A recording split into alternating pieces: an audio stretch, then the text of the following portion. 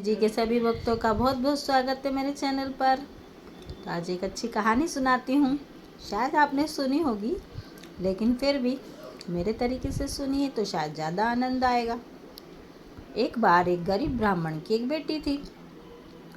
गरीब ब्राह्मण की बेटी बाहर जा रही थी किसी काम से। पीपल के पेड़ में वह प्रतिदिन पानी देती थी। उसकी आदत थी, माँ लक्ष्मी का पूजन भी करती थी। एक दिन पीपल के पेड़ में पानी दे रही थी, तभी वहाँ एक लड़की प्रकट हुई।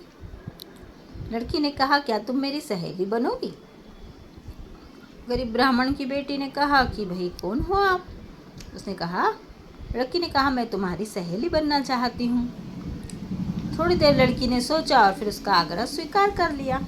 घर जाकर उसने अपने पिता को बताया कि आज मुझे एक लड़की मिली और उसने मुझसे सखी बनने के लिए कहा, तो मैंने उसका आग्रह स्वीकार कर लिया पिताजी। पिताजी ने कहा कि ठीक है, तुम्हें एक अच्छी सहेली मिल जाएगी। तुम दोनों साथ में मिलकर खेलना और पूजा करना। उसने कहा, ठीक है पिताजी। एक दिन उस लड़की ने कहा कि क्या तुम मेरे यहाँ भोजन करने आ सकती हो?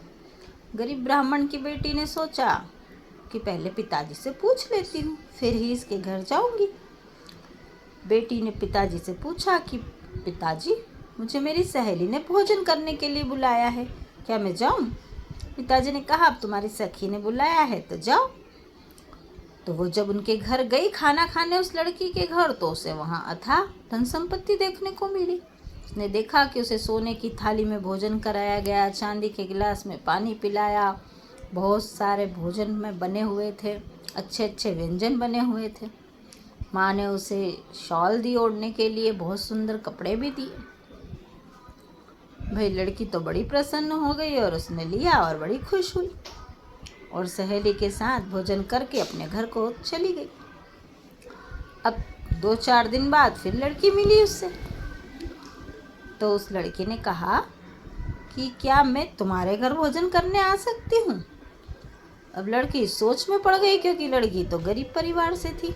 भाई ने सोचा कि कैसे भोजन कराऊंगी मैं, इसने तो मुझे इतना अच्छा भोजन कराया, मैं इसे क्या दे पाऊंगी। परंतु फिर भी लड़की ने कहा कि ठीक है, तुम कल आना मेरे घर भोजन करने। लड़की तुरंत अपने घर गई। उसने अपने पिताजी को कहा कि मेरी सहेली ने भोजन कराया तो इतना सब कुछ दिया पिताजी, लेकिन अब मैं क्या करूं? उसने कहा कि वह अपने घर भोजन करने आना चाहती है। पिता ने कहा कि बेटा, मन छोटा नहीं करते, ईश्वर जो करता है वह हमारे अच्छे के लिए करता है। जरूर कल के लिए कुछ न कुछ इंतजाम हो जाएगा।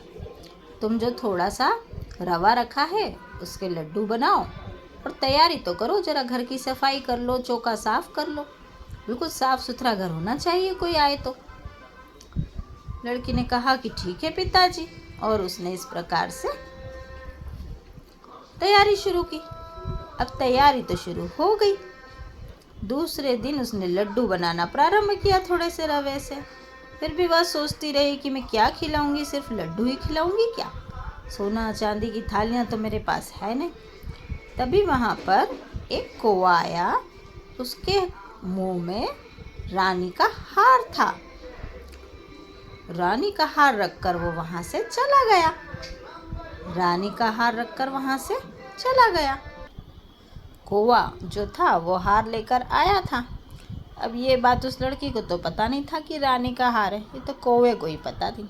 उसने सोचा, माता ने मेरी मदद के लिए कुछ भेज दिया है तो ये सब मैं इंतज़ाम भोजन व्यवस्था कर लूँगी।